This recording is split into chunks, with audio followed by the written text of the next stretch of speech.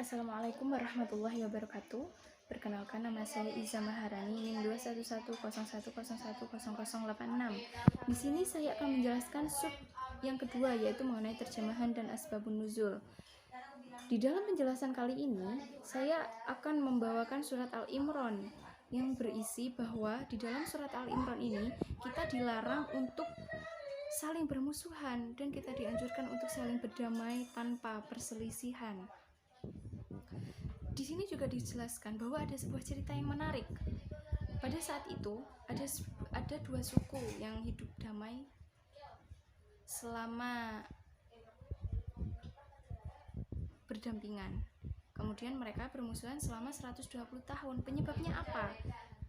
Pada waktu ada dua suku tersebut saling hidup berdamai, ada seseorang Yahudi. Dia itu sangat iri melihat dua kaum itu sangat berdampingan. Kemudian akhirnya orang Yahudi ini melakukan fitnah agar sekelompok orang tersebut bisa menimbulkan kericuhan dan perselisihan. Akhirnya pun kabar ini terdengar oleh Rasulullah SAW. Kemudian Rasulullah menasihati mereka, janganlah kalian berbuat seperti ini. Kalian ini sudah diangkat oleh Allah dengan derajat yang sangat tinggi. Kemudian setelah mereka mendengar nasihat dari Rasulullah, akhirnya mereka pun hidup berdampingan. Dan peristiwa ini dianjurkan kepada kita, apalagi terutama umat muslim ya, untuk tidak melakukan perselisihan di antara kita. Salinglah hidup damai. Juga di dalam surat Al-Imran ayat 103 ini, kita ini harus menjunjung tinggi perdamaian dan tidak ada kata-kata tentang perselisihan, tidak boleh mengucapkan kata-kata yang menimbulkan masalah. Seperti itu.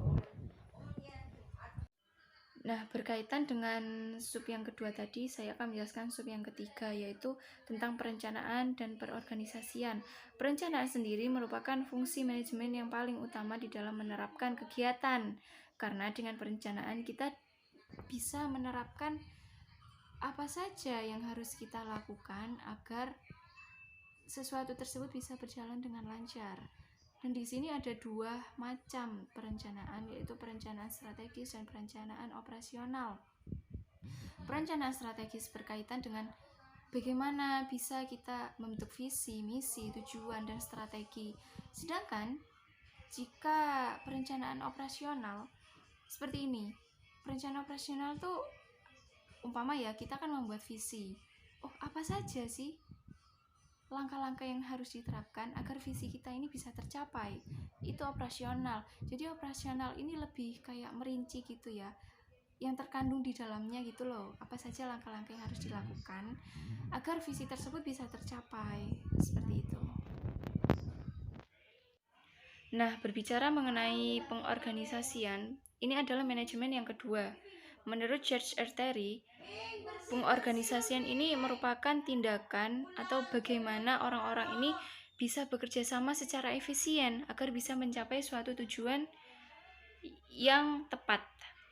Jadi intinya di pengorganisasian ini bahwa pimpinanlah yang harus bisa menerapkan bawahannya agar bisa bekerja sama dengan baik supaya tujuan itu bisa terlaksana. Jadi kalau seumpama kepemimpinan tidak bertanggung jawab, pengorganisasian ini tidak akan berjalan dengan lancar, seperti itu.